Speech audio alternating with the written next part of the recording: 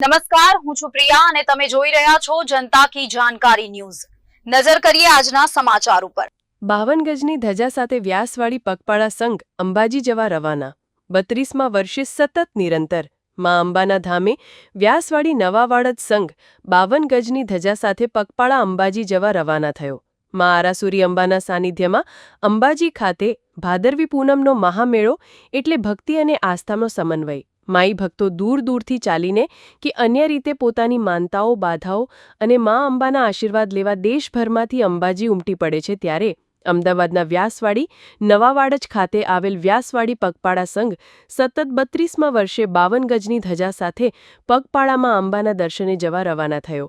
આશરે 100 ઉપર મહિલાઓ સહિત લોકો આ સંઘમાં જોડાયા છે। વહેલી સવારે વ્યાસવાડી 4 રસ્તા ઉપર પૂજા અર્ચના અને આરતી કરવામાં આવી અને 52 ગજની ધજાને ભક્તોના દર્શન અર્થે ખોલવામાં આવી। ત્યારબાદ આ રથ અને ધજા કુંતા પાર્ક સોસાયટીમાં પ્રવેશ કરતા ત્યાં ઉપસ્થિત લોકો દ્વારા પૂજા કરી ભવ્ય સ્વાગત કરવામાં આવ્યું હતું। તો થોડા દિવસો અગાઉ જ અવસાન પામેલા સંઘના મુખ્ય એવા સ્વર્ગસ્થ શૈલેષભાઈ સોનીને 2 મિનિટના માં અંબેના ઘોષ સાથે ભાવભીની શ્રદ્ધાંજલિ અર્પણ કરવામાં આવી હતી અને ત્યારબાદ સંઘ અંબાજી જવા રવાના થયો હતો। 31ને રવિવારના રોજ આ સંઘ દ્વારા માં અંબેને ધ્વજારોહણ કરવામાં આવશે। માં અંબા તમામ માઈ ભક્તોની મનોકામના પૂર્ણ કરે। જય અંબે। વ્યાસવાડી પગપાળા સંઘ નવાવાડા અંબાજી એના પ્રમુખ બોલું આશીષ શર્મા। આજે અમાસના દિવસે સંઘ નીકળશે અને ત્યાં સાતમના દિવસે પહોંચશે અંબાજીમાં અને આઠમના દિવસે માં જગદંબાના ધામમાં આરાસુરી ઉપર ધજા ચડાવવામાં આવશે। આ સંઘ 31 વર્ષથી ચાલી રહ્યો છે। 32મા વર્ષમાં પ્રવેશ છે। અમે 1251 ગજની પણ ધજા ચડાવેલી છે।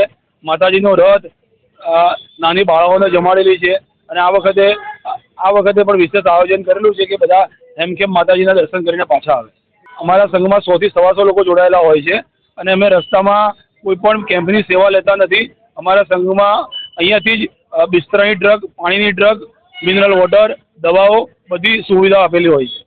મહિલાઓ એપ્રોક્સ 50 હોય છે અને જેન્ટ્સ 60 લોકો હોય છે। સંઘ પહોંચશે સાતમના દિવસે પહોંચશે 29 તારીખે। 30 તારીખે આરામ કરીશું અને 31 તારીખે આઠમના દિવસે માના ધામ પર ધજા ચડાવીશું। ભક્તોનો એટલો છે કે દરેક ભક્તો નિરોગી રહે, એમનું સ્વાસ્થ્ય સારું રહે અને ધંધા રોજગારમાં બરકત રહે।